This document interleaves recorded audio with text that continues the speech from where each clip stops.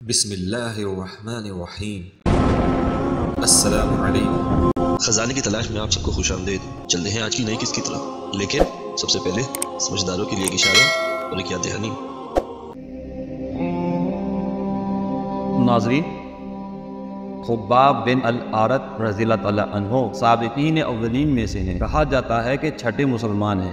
دار ارقم میں داخل ہونے سے پہلے مشرف با اسلام ہوئے۔ انمار کے غلام تھے۔ جب آپ اسلام لائے تو انمار نے آپ کو سخت ایذائیں پہنچائیں۔ ایک مرتبہ حضرت خباب عمر رضی اللہ تعالیٰ عنہ سے ملنے گئے تو حضرت عمر رضی اللہ تعالیٰ عنہ نے آپ کو اپنی مسند پر بٹھایا اور یہ فرمایا کہ اس سند کا تم سے زائد کوئی مستحق نہیں مگر بلال رضی اللہ تعالیٰ عنہ۔ اس پر حضرت خباب نے عرض کیا کہ اے امیر المومنین، بلال بھی مجھ سے زیادہ مستحق نہیں، اس لیے کہ ان شدائد و مصائب میں بعض مشرکین مکہ بلال کے تو حامی اور ہمدرد تھے مگر میرا کوئی بھی حامی نہ تھا۔ ایک روز مشرکین مکہ نے مجھ کو دہکتے ہوئے انگاروں پر چت لٹایا اور ایک شخص نے میرے سینے پر اپنا پیر رکھ دیا تاکہ جنبش نہ کر سکوں، اور پھر کرتا اٹھا کر پشت پر فرش کے داغ دکھلائے۔ ناظرین، حضرت خباب بن الارت فرماتے ہیں کہ میں زمانہ جاہلیت میں لوہار تھا، تلواریں بنایا کرتا تھا۔ ایک بار عاص بن وائل کے لیے تلوار بنائی۔ جب قیمت کے تقاضے کے لیے آیا تو عاص بن وائل نے کہا کہ میں تم کو ایک کوڑی نہ دوں گا جب تک تم محمد صلی اللہ علیہ وآلہ وسلم کا انکار نہ کرو۔ حضرت خباب نے کہا اگر تو مر بھی جائے اور پھر زندہ ہو تب بھی محمد صلی اللہ علیہ وآلہ وسلم کا انکار نہ کروں گا۔ عاص نے کہا کہ کیا میں مرنے کے بعد پھر زندہ کیا جاؤں گا؟ حضرت خباب رضی اللہ تعالیٰ عنہ نے فرمایا ہاں۔ عاص نے کہا جب خدا مجھ کو موت دے گا اور پھر دوبارہ زندہ کرے گا، اسی طرح مال اور اولاد میرے ساتھ ہوگا تو اس وقت تمہارا قرض ادا کر دوں گا۔ اور ناظرین، اس پر سورہ مریم کی چند آیات نازل ہوئی جن کا ترجمہ کچھ اس طرح سے ہے کہ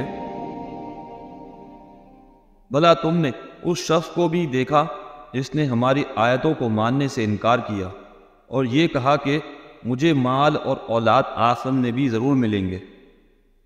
کیا اس نے عالم غیب میں جھانک کر دیکھ لیا ہے یا اس نے خدائے رحمان سے کوئی عہد لے رکھا ہے؟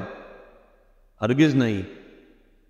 جو کچھ یہ کہہ رہا ہے ہم اسے بھی لکھ رہے ہیں اور اس کے عذاب میں اور اضافہ کر دیں گے، اور جس مال اور اولاد کا یہ حوالہ دے رہا ہے اس کے وارث ہم ہوں گے اور یہ ہمارے پاس تنہا آئے گا۔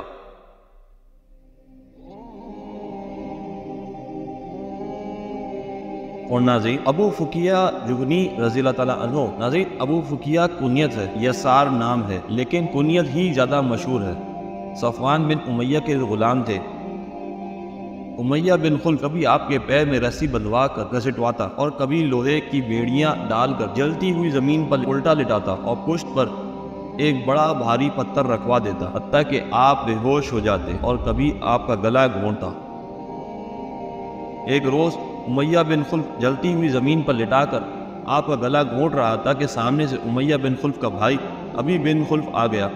بجائے اس کے وہ سنگ دل کچھ رحم کھاتا کہنے لگا اس کا گلا اور زور سے گھونٹو۔ چنانچہ اس زور سے گلا گھونٹا کہ لوگ یہ سمجھے کہ دم نکل گیا۔ حسن اتفاق سے حضرت ابو بکر صدیق رضی اللہ تعالیٰ عنہ ادھر آ نکلے اور ابو فقیہ رضی اللہ تعالیٰ عنہ کو خرید کر آزاد فرمایا۔ ناظرین، فی الحال آج کے لیے بس اتنا ہی۔ اگر آج کی قسط آپ کو پسند آئی ہو تو لازمی لائک ضرور کیجیے گا، اور ہمارے ساتھ جڑے رہنے کے لیے اور حضور اکرم صلی اللہ علیہ وآلہ وسلم کی زندگی کے بارے میں مزید جاننے کے لیے چینل کو لازمی سبسکرائب بھی کیجیے اور اپنے پیاروں سے بھی لازمی شیئر کیجیے۔ انشاءاللہ تعالی ملتے ہیں اگلی قسط میں، جب تک اپنا بہت سارا خیال رکھیے گا۔ اللہ حافظ۔